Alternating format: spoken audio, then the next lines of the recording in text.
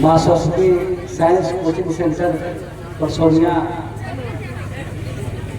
के संस्थापक शंकर सर, उपस्थित इस पंचायत के सभी गणमान्य अभिभावक,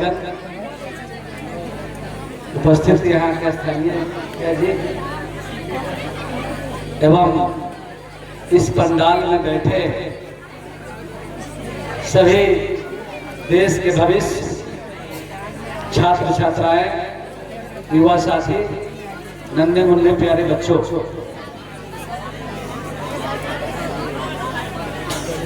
काफी गर्व महसूस होता है कि सुदूर देहाती क्षेत्र में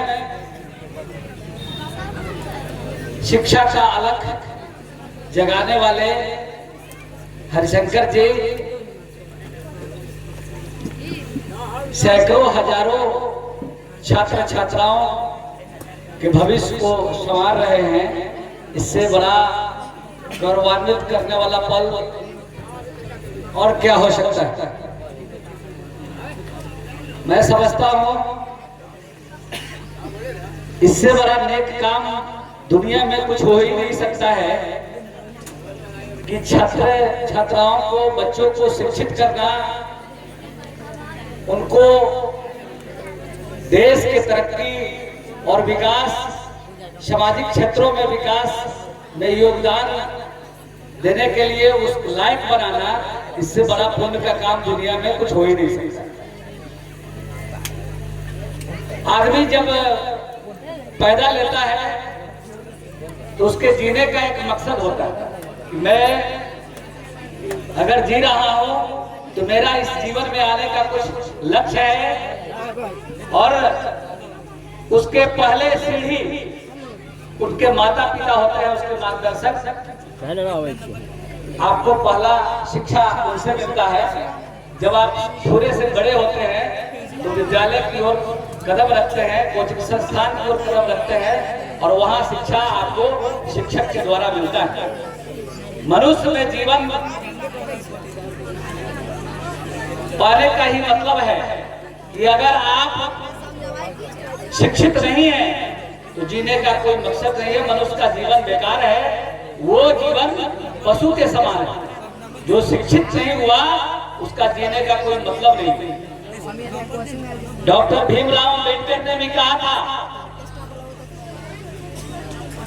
उन्होंने, आप सब जानते हैं, देश का संविधान जिस पर हम लोग चलते हैं, जिस पर सारी हमारा भारत का लोकतंत्र चलता है, उन्होंने एक दलित समाज का होते हुए भी शिक्षा ग्रहण की, और जिस संविधान का हम आप पालन करते हैं, न्यायपालिका, कार्यपालिका और व्यवस्था का जिस पर निर्भर है, डॉक्टर भीमराव अम्बेडकर ने उसकी रचना की, और 26 जनवरी 1950 का हमारा संविधान लागू हुआ, और उस संविधान के बल पर हम आप चल रहे हैं।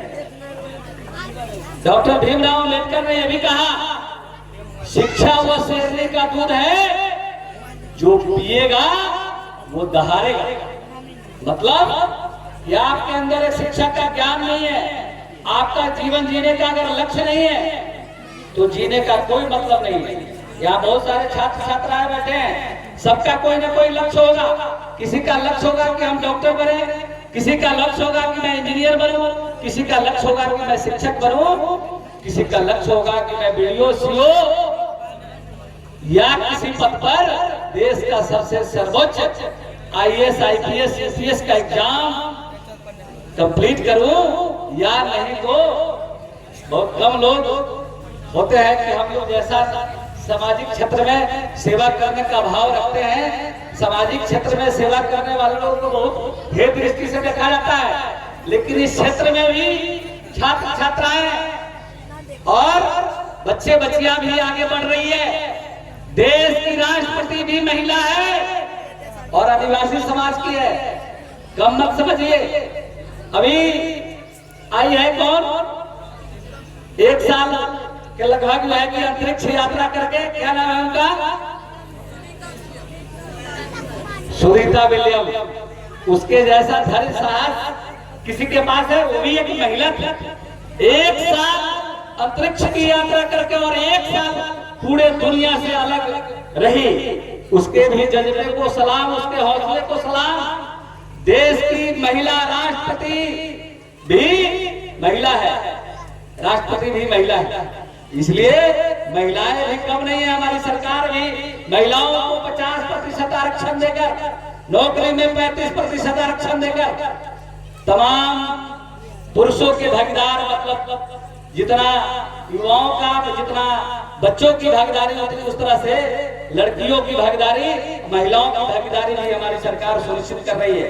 कई प्रकार की योजनाएं चल रही है, इसलिए कभी मत घबराइएगा कि मैं क्या करने जा रहा हूं। 2020 में भी इससे कटिहार का जो लड़का था शुभम, इस दुनिया, इस देश में जो सबसे टफ एग्जाम होता है यूपीएससी का, शुभम ने कटिहार का नाम रोशन, कटिहार का क्या पूरे देश का नाम रोशन किया, बिहार का नाम रोशन किया। शुभम ने पूरे देश के सबसे टफ एग्जाम यूपीएससी के एग्जाम में सबसे 1 नंबर रैंक लाकर इस बिहार और देश को गौरवान्वित करने का काम किया। इसलिए आप इस भविष्य हैं, आप ही कल इस देश के भविष्य होंगे। इसी में से कोई प्रधानमंत्री, राष्ट्रपति, मुख्यमंत्री, कोई आईएएस, कोई डीएम, कोई कलेक्टर, कोई वीडियो बनेगा।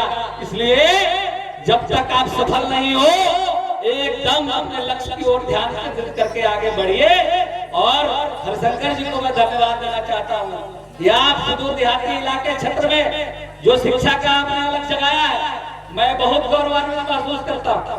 मैं दरवाजे पर बैठा रहता हूँ, लड़के लड़कियां एक कतार में जब आपके स्कूल की तरफ, आपके कोचिंग की तरफ जाती है, कितना अच्छा माहौल लगता है, क्या दृश्य लगता है। उस दृश्य को देखकर मैं गौरवान्वित महसूस करता हूँ कि आपने इतना बड़ा बीड़ा उठाने का काम किया और इस सुदूर देहाती क्षेत्र में आपने बच्चे को प्रतिभावान बनाकर कई क्षेत्रों में उनको आगे बढ़ाने का काम कर रहे हैं। इसलिए बच्चे हौसले मत हारना, ये मत मानना कि मैं सेकंड आ गया, थर्ड आ गया या इस बार सफल हो गया। तुम में से ही एक